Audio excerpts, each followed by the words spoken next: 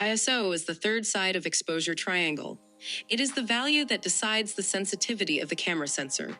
The lower the ISO value, more sensitive is the sensor, and higher the number, less sensitive is the camera sensor. Sensitivity of a sensor decides the amount of light the sensor requires to create a photo. Lower the number, the more sensitive the sensor becomes, which means that the sensor requires more light to correctly expose the photo, and vice versa. Here, we can see in the table where the numbers are starting from 100 and going up to 12,800 and up. In most beginner cameras, the max range for ISO is either 6,400 or 12,800, but most semi-professional and professional cameras can reach ISO up to 25,600 as well. These extreme high ISO values are generally not used for commercial photography. They are there for cases of extremely low light conditions. Also, for us beginner photographers, most modern cameras can capture good usable photos up to 1,600 or even 3,200 ISO.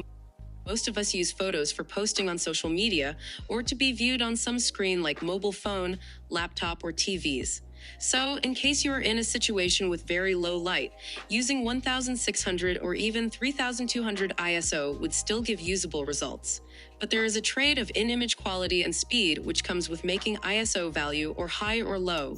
If ISO is small, we need good light to expose the photo, or else the photos would turn out to be dark. On the other hand, if ISO is high and there is low light, the photo will turn out to be grainy. In this example, we see two photos with ISO 100 and ISO 1,600. The left photo is with ISO 100 and is much clearer with smooth background and clean edges. In the photo on the right, we can see a lot of grains in the background and not so clear edges. Also, since high ISO number with low sensor sensitivity requires less light, it is faster. This is a zoomed-in version of the previous example. It shows a comparison of speed and quality of an image. Left photo is much smoother, especially around the edges, but it took 6 seconds to expose properly.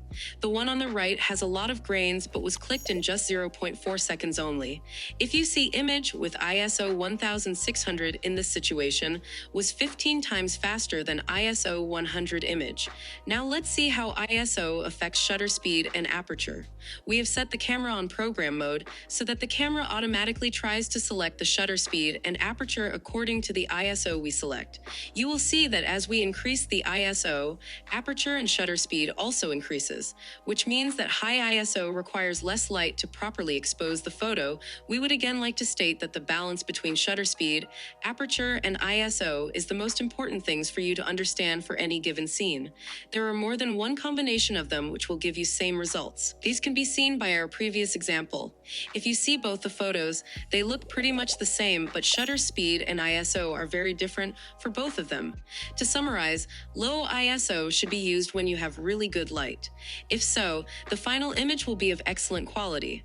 That's why for most commercial uses like portraits, food, or fashion, people use low ISO numbers. On the other hand, high ISO will be good in low lighting conditions.